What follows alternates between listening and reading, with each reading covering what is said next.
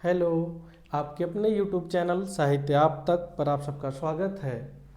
मैं आपका दोस्त, आपका भाई डॉक्टर आर के गुप्ता आप सबके लिए हिंदी विषय का जो सॉल्व पेपर है उसको लेकर के उपस्थित हुआ हूँ। और आप सबको बताएं कि ये जो सॉल्व पेपर है ये मार्केट की किसी किताब से नहीं बनाया गया है, अपितु जो कुछ वर्षों की तैयारी से जो हम अपना नोट्स बनाए हैं, जैसे आप ये देख सकते हैं कि हमारे हाथ में कुछ कॉपियां हैं, ऐसे और भी बहुत सारी कॉपियों का नोट्स है। तो उन्हीं नोट्सों से हम ये सवाल आपके लिए बनाए हैं। और इसमें हम तमाम नाटक, उपन्यास जो हायर एजुकेशन के सिलेबस में है, जिनसे सवाल टीजीटी पीजीटी में भी पूछा जा रहा है, उन्हीं सवालों को आपके समक्ष लेकर के हम उपस्थित हैं और इसको बनाए हैं। तो चलिए देखते हैं और इस पे चर्चा करते हैं। तो पहला सवाल है कि भावुकता का दौरा भी एक खतरनाक रोग है। और आप सबको बताएं कि इसका उत्तर आप लोग पहले अपने कॉपी में या कहीं पे भी पेन से सॉल्व कर लीजिएगा। इसका आंसर अभी हम वीडियो के लास्ट में लिख देंगे, फिर आप लोग मिला लीजिएगा कि आपके कितने सवाल सही होते हैं। और इसमें जो भी सवाल है वो आउट ऑफ सिलेबस से नहीं है। जैसे हायर एजुकेशन में जो उपन्यास लगाया गया है, गोदान, मैला आंचल, है ना, और इसके बाद नाटक जो लगाया गया है, उन्हीं सब से यहाँ पे हम सवाल बनाए हैं। और हायर एजुकेशन के लिए ये मेन पर्पज है, यहाँ से आपको बहुत सारा मदद मिलेगा। देखिए पहला सवाल है कि भावुकता का दौरा भी एक खतरनाक रोग है। ठीक है, ये कथन किसका है? तो आप सबको बताएं कि पहला ऑप्शन है कि डॉक्टर प्रशांत, फिर दूसरा है जुत्की, तीसरा है तरफदार राय। और सॉरी, ये देखिए दो जगह जुत्की जुत्की हो गया है ना, इसको हम कर देते हैं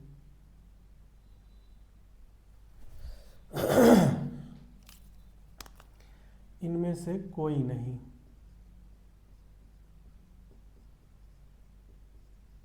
कोई नहीं, ठीक है। तो ये आपके चार ऑप्शन हो गए, डॉक्टर प्रशांत, जुत्की, तरफदार राय और इनमें से कोई नहीं। यहाँ से एक सवाल आपको और घुमा के बना सकता है आपके लिए आयोग की, जैसे भावुकता का दौरा भी एक खतरनाक रोग है, यह कथन किस उपन्यास का है? तो आप सबको बताएं कि यह जो सवाल है ये मैला आंचल उपन्यास का है। अब आपको बताना है कि इसमें से किस पात्र के द्वारा यह बात कही गई है। अब आप देखिएगा, हम इसका आंसर अभी वीडियो के लास्ट में देंगे। दूसरा सवाल है कि सम्मेलन पत्रिका कहाँ से प्रकाशित होती थी? ऑप्शन है दिल्ली, कलकत्ता, इलाहाबाद, बनारस। इसी तरीके तीसरा सवाल है कि मनोहर श्याम जोशी का उपन्यास है। ऑप्शन है पहला कसब, दूसरा है दिल्ली दूर है, मुझे चांद चाहिए तीसरे नंबर पर, और चौथे नंबर पर है कितने पाकिस्तान। ठीक है, ये है कितने पाकिस्तान। आप सबके लिए एक अलग से सवाल हम बताते हैं, आप कमेंट करके आप बताइएगा कि मुझे चांद चाहिए, इस उपन्यास की नायिका का क्या नाम है? अगर आपको पता है तो आप कमेंट करके जरूर बताइएगा। आइए चौथे नंबर पर जो सवाल है ये देखिए, बुद्धि अगर स्वार्थ से मुक्त हो तो हमें उसकी प्रभुता मानने में कोई आपत्ति नहीं है। समाजवाद का यही आदर्श है। समाजवाद का यही आदर्श है, यह कथन किसका है? ठीक है, तो ऑप्शन है चौधरी, दूसरे नंबर पर होरी, तीसरे नंबर पर राय साहब, चौथे नंबर पर ओंकार नाथ त्रिपाठी। ठीक है, अब ये देखिए हम अंडरलाइन कर दिए हैं, आप इसको आंसर मत समझिएगा, आंसर आपको बताना है ना। मुझे चांद चाहिए कितने पाकिस्तान, ये इसको चलिए हम मिटा देते हैं। इसका आपको नायिका के बारे में बताना है, मुझे चांद चाहिए कि नायिका कौन है, कमेंट करके आपको बताना है कि मुझे चांद चाहिए कि नायिका कौन है। देखिए यहाँ पे ऑप्शन के हिसाब से तो आपको ये समझ में आ गया होगा कि यह कथन गोदान उपन्यास का है। ठीक है, अब आपको बताना है कि किस पात्र के द्वारा यह कथन कहा गया है। और एक सवाल यहाँ से इसमें भी बन सकता है कि यह कथन किस उपन्यास का है, तो आप जान ही रहे हैं। अगला सवाल है, अमन का राग के लेखक कौन है? ऑप्शन है भवानी प्रसाद मिश्र, दूसरा ऑप्शन है मुक्ति बोध, तीसरा है शमशेर बहादुर सिंह, चौथा है इनमें से कोई नहीं। तो आप सॉल्व करिएगा, देखिएगा इसका क्या आंसर होता है। अगला सवाल है, दलित साहित्य का सौंदर्य शास्त्र पुस्तक किसने लिखी? ऑप्शन है ओम प्रकाश वाल्मीकि, दूसरा है कमल भारती, तीसरा है मोहनदास नैमिषराय और अगला ऑप्शन है शिवराज सिंह बेचैन। इन 4 ऑप्शन में से इस पुस्तक के लेखक का क्या नाम है आपको बताना है। और आप सबको बताएं कि हमारे पीएचडी वाइवा का मतलब फाइनल वाइवा के जो एग्जामिनर बन करके आए थे, यही बन करके आए थे, शिवराज सिंह बेचैन। चलिए अगला सवाल है, शेर की बोली बोलने वाले गीदड़ों को दूर से ही मारा जाता है, यह कथन किस उपन्यास का है? ये देखिए यहाँ अंडरलाइन इसको कर देते हैं, किस उपन्यास का है। अब क्वेश्चन है, आंसर है पहला गोदान, दूसरा चंद्रकांता, तीसरा कितने पाकिस्तान, चौथा तमस। ये आपको उपन्यास बताना है।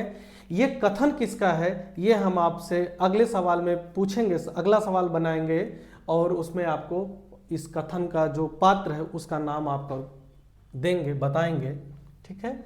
अगला सवाल है कि भूलो मत, यदि राक्षस देवता हो जाए तो उसका विरोध करने के लिए मुझे ब्राह्मण से दैत्य बनना पड़ेगा। कथन किसका है? पहला है चाणक्य, ऑप्शन है पहला चाणक्य, दूसरा चंद्रगुप्त, तीसरा बंधु वर्मा, चौथा इनमें से कोई नहीं। देखिए यहां से आपका एक सवाल नाटक को भी लेकर के बन सकता है कि यह कथन किस नाटक का है। तो इस सवाल को हम घुमा देंगे अगले सवाल में, फिर आपको अगर नहीं पता है तो ये भी पता चल जाएगा कि ये किस नाटक का है। अभी यहाँ पे आपको सवाल का उत्तर देना है कि यह कथन किस निम्नलिखित पात्रों में से किस पात्र के द्वारा यह बात कही गई है। अगला है कि निम्नलिखित में पूर्वी हिंदी की बोली नहीं है। पहला अवधी, दूसरी बघेली, तीसरी छत्तीसगढ़ी, चौथे नंबर पर है ब्रजभाषा। तो आपको इसका उत्तर देना है। अगला सवाल है कि हिंदी मार्क्सवादी समीक्षक हैं, ये इसको हिंदी मार्क्सवादी समीक्षक है। पहला ऑप्शन है आचार्य शुक्ल, दूसरे नंबर पर नामोर सिंह, तीसरे नंबर पर डॉक्टर नागेंद्र, चौथे नंबर पर नंद दुलारे वाजपेयी। अब आपको इसमें से मार्क्सवादी समीक्षक का आंसर देना है। अगले नंबर पर है काव्य का सर्वस्व कहा गया है। किसे कहा गया है? ध्वनि को, अलंकार को, वक्रोक्ति को, रीति को। इनमें से किसको कहा गया है ये आपको आंसर देना है। अगले नंबर पर एक बड़ी महत्वपूर्ण पंक्ति है कि बिनु गोपाल ही वैरिणी भई कुंजय, यह पद किसका है? पहले नंबर पर है केशवदास, दूसरे नंबर पर है जयशंकर प्रसाद, तीसरे नंबर पर है सूरदास, चौथे नंबर पर है कबीरदास। तो ये अभी ये 12 क्वेश्चन है, इनको आप देख लीजिए, इनके आंसर को आप लोग ट्रिक करिए और कॉपी में अपने, फिर इसके बाद इसको हम मिटाते हैं तो अगले सवाल को लिखते हैं।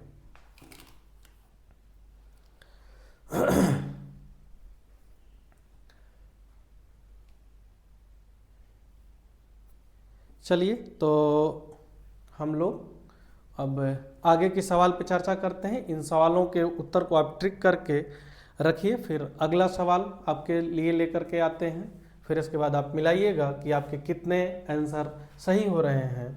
और मेरे प्यारे अग्रज, अनुज, मेरे भाई, मेरे दोस्त, मेरी प्यारी बहनों, ये मेरा आज का पहला प्रयास है और हमारे पास डिजिटल बोर्ड भी अभी नहीं है।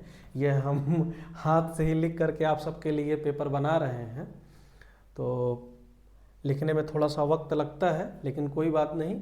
आप आंसर हल करके फिर देखिएगा कि ये हमारा प्रयास कैसा है, कमेंट करके आप लोग ज़रूर बताइएगा। चलिए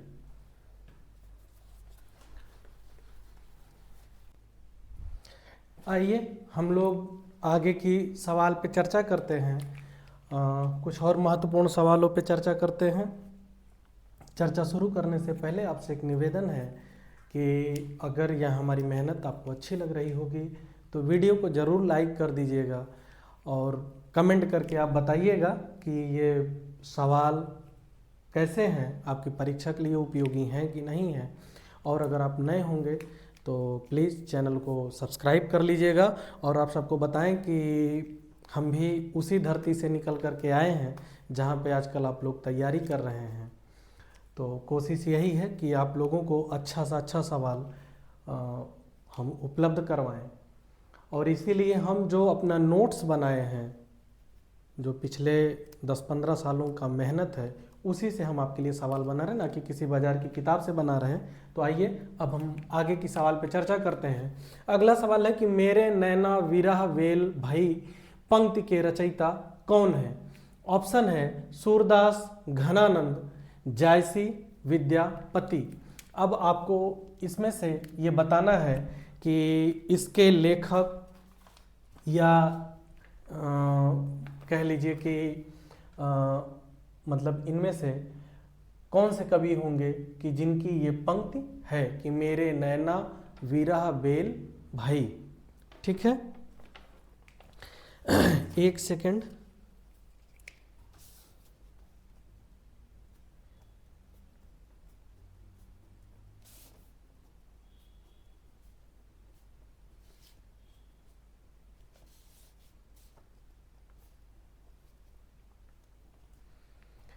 अगला सवाल है किंतु शेखर एक जीवनी ऐसी विदेशी कलम है ना।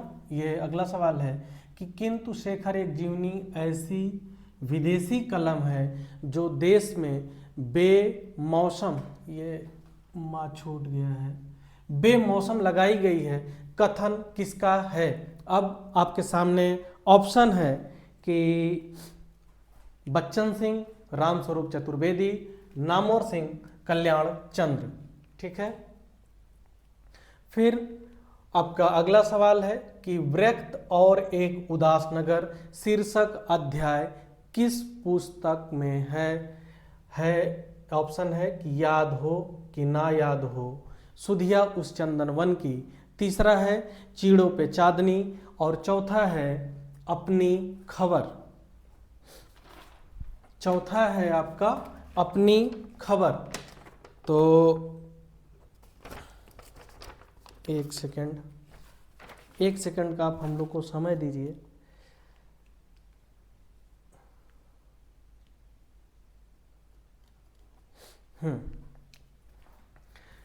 अगला सवाल है कि निष्क्रियता नहीं आचरण में ही, निष्क्रियता नहीं, यहाँ पे कामा हो जाएगा, आचरण में ही मानव अस्तित्व की सार्थकता है, कथन किसका है। तो ऑप्शन है श्री कृष्ण, कृतवर्मा, याचक, अश्वत्थामा। अब देखिए, सबसे पहले आपके दिमाग में ये सवाल भी आएगा कि जो ये सवाल है ये किस नाटक का है।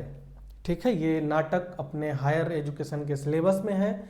तो नाटक का नाम आप लोग कमेंट करके बताइएगा। बाकी इनमें से किस पात्र के द्वारा ये कथन कहा गया है आप सवाल करके देखिएगा। अभी लास्ट में हम आपको उत्तर उपलब्ध करवाएंगे। लास्ट में उत्तर उपलब्ध करवाने के पीछे थोड़ा सा दिमाग में भी तर्क ये है कि ऐसे आपको सोचने का थोड़ा सा भी मौका मिल जाएगा ज़्यादा, तो आप ज़्यादा सवाल सही कर पाएंगे। नहीं तो ऐसे मान लीजिए कि हम आपको 30 सेकंड का समय देंगे फिर खुद ही बता देंगे तो आप उतना गेन नहीं कर पाएंगे।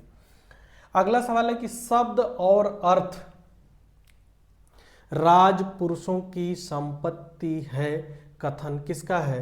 कालिदास, सौमित्र, अनुसुईया, कीर्ति भट्ट। अगला सवाल है कि आखिरी चट्टान तक रचना के लेखक हैं मोहन राकेश, अमृत राय, रंगे राघव, यशपाल। फिर अगला सवाल है, ये बहुत सरल सवाल है कि जूठन किस लेखक की आत्मकथा है। ये आपको पता होगा, हमें पूरा विश्वास है, और ये बड़े चर्चित लेखक हैं। तो इस प्रकार ये देखिए, मेरे नैना विरह बेली भई पंक्ति के रचयिता कौन है। किंतु शेखर एक जीवनी ऐसी विदेशी कलम है जो देश में बेमौसम लगाई गई है, किसका कथन है। ब्रेख्त और एक उदास नगर शीर्षक अध्याय किस पुस्तक में है। निष्क्रियता नहीं आचरण में ही मानव अस्तित्व की सार्थकता है, यह कथन किसका है। और ये कथन किस नाटक का, ये आप कमेंट करके बताइएगा, यह हम आपको अगले सवाल में आपको बताएंगे। शब्द और अर्थ राजपुरुषों की संपत्ति है, कथन किसका है? आखिरी चट्टान के लेखक जूठन किस लेखक की आत्मकथा है?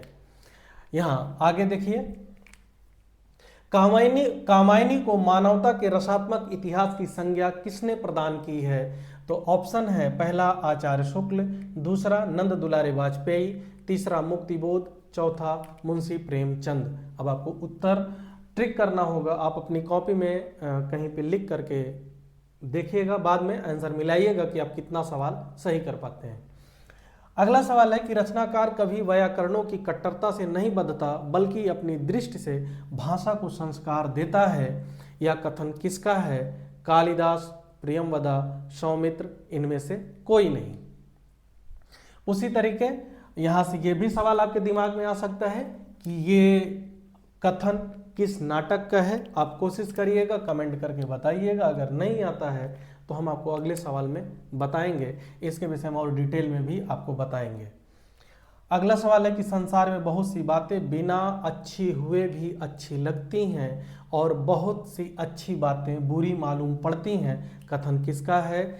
ऑप्शन है कोमा, ध्रुव स्वामिनी, ये देखिए मात्रा छूट गया है, ध्रुव स्वामिनी, चंद्रगुप्त, प्रियंगु मंजरी। अब आपको इसमें से बताना है कि किस पात्र का है। अगला सवाल है कि दिनकर की कौन सी कृति भीष्म पितामह एवं धर्मराज के संवाद पर आधारित है? तो ऑप्शन है रश्मिरथी, कुरुक्षेत्र, उर्वशी, परशुराम की प्रतीक्षा। अगला सवाल है कि नानक दर्शन का सार तत्व है? पहला है जपुजी, असादीवार, रहिरास, सोहिला। ये इनकी सारी नानक जी की रचनाएं हैं। अब नानक दर्शन का सार तत्व इनमें से किस रचना के अंतर्गत है, ये आपको बताना है और हमें पूरा विश्वास है कि सवाल का उत्तर आपको जरूर पता होगा। भवभूति का मूल नाम क्या था? श्रीपद, दामोदर, श्रीकंठ, नीलकंठ। ये भी सवाल आपके सामने कई परीक्षाओं में आया होगा और हमें पूर्ण विश्वास है कि इसका उत्तर आपको याद होगा। और आप सबको बताएं कि जैसे ये जितने भी सवाल हैं बहुत महत्वपूर्ण हैं। ये जैसे क्या कहते हैं, ये सवाल हायर एजुकेशन में पूछा जा चुका है और ये आपको बताना है कि निष्क्रियता नहीं आचरण में मानव अस्तित्व की सार्थकता कथन किसका है। ये जिस नाटक का सवाल है बहुत ही हायर एजुकेशन के लिए बहुत ही महत्वपूर्ण नाटक है और हो सकता है कि आपसे परीक्षा में ये पूछ लिया जाए। इसी तरीके ये कथन भी महत्वपूर्ण नाटक का है, ठीक है। ये रचना तो आप हल कर चुके होंगे पहले ही। उसी तरीके ये सवाल कि शेखर एक जूनी बेमौसम में लगाई गई है कौन कहा है, उसी तरीके ये जिस नाटक से ये दोनों सवाल है ये भी बहुत महत्वपूर्ण है और ये सवाल तो पूछा जा चुका है। आप सबको पता है कि ये सवाल कई बार पूछा जा चुका है। अब इसमें से आपको बताना है कि रश्मिरथी, कुरुक्षेत्र, उर्वशी, परशुराम की प्रतीक्षा। ये सवाल भी पूछा गया है कई बार कि कामायनी को मानवता के रसात्मक इतिहास की संज्ञा किसने प्रदान की है। तो आप इन सवालों को एक बार देख लीजिए, फिर हम इसको मिटाते हैं और इसके बाद कुछ और अन्य महत्वपूर्ण सवालों को आपके समक्ष रखते हैं।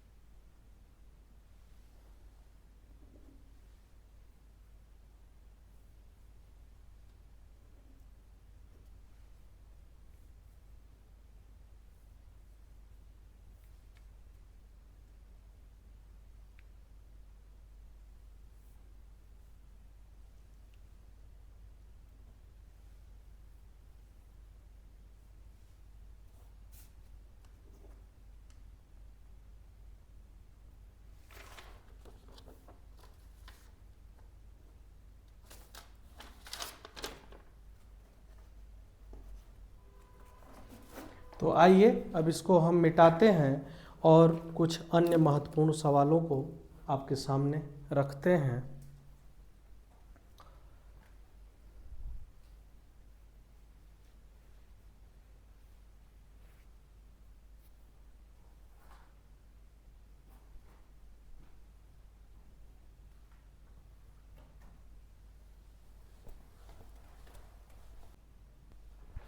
तो आइए कुछ अन्य सवालों पे भी चर्चा करते हैं। तो ऐसे अगला सवाल है कि कस्तूरी कुंडल बसे किसकी आत्मकथा है। ऑप्शन है मैत्रेयी पुष्पा, दूसरे नंबर पे मनु भंडारी, तीसरे नंबर पर चित्रा मुदगल, चौथे नंबर पर कृष्णा सोबती। ऐसे अगला सवाल है कि कविता करना अत्यंत पुण्य का फल है, कथन किसका है। ऑप्शन है स्कंदगुप्त, दूसरा मातृगुप्त, तीसरा देवसेना, चौथा विजया। पात्रों का नाम जान करके आपको इतना पता चल गया होगा कि ये किस नाटक का कथन है। अगर नहीं पता है तो आप कोशिश करिएगा, कमेंट करके हमको बताइएगा, और नहीं तो इस नाटक के विषय में हम विस्तृत चर्चा अगले सवाल पे आपके साथ करेंगे कि कौन सा नाटक है, कितने अंक हैं, इसमें कितने पुरुष पात्र हैं, कितने महिला पात्र हैं, सब पे हम आपके साथ चर्चा करेंगे।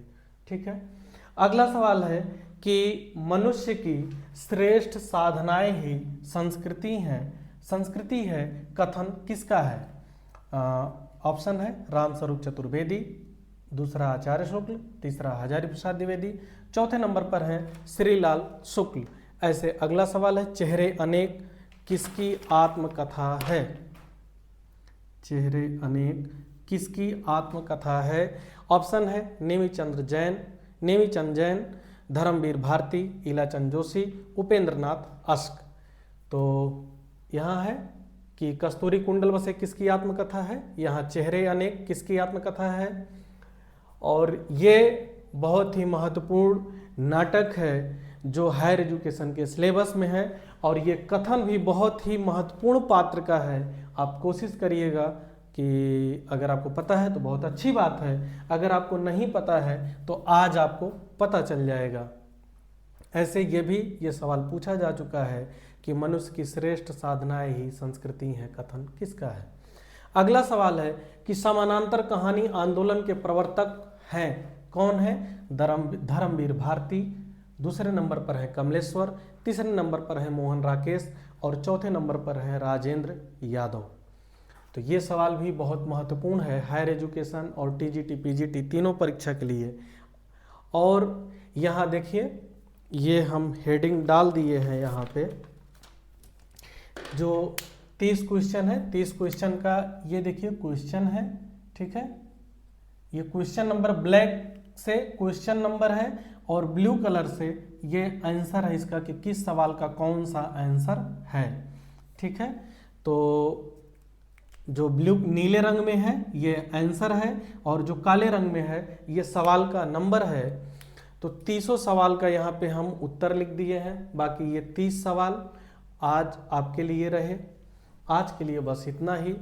अब हम आपसे विदा लेंगे और फिर नेक्स्ट पेपर में मिलते हैं।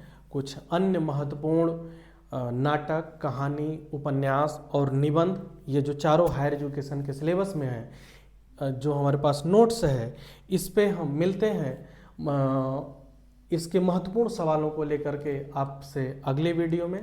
तब तक के लिए आपसे विदा लेते हैं। और यह पेपर जो हम बनाए हैं आज पहला प्रयास है हमारा, कैसा है आप कमेंट करके ज़रूर बताइएगा, और चैनल को सब्सक्राइब कर लीजिएगा। आप सबका बहुत बहुत धन्यवाद। मिलते हैं फिर नेक्स्ट क्लास में।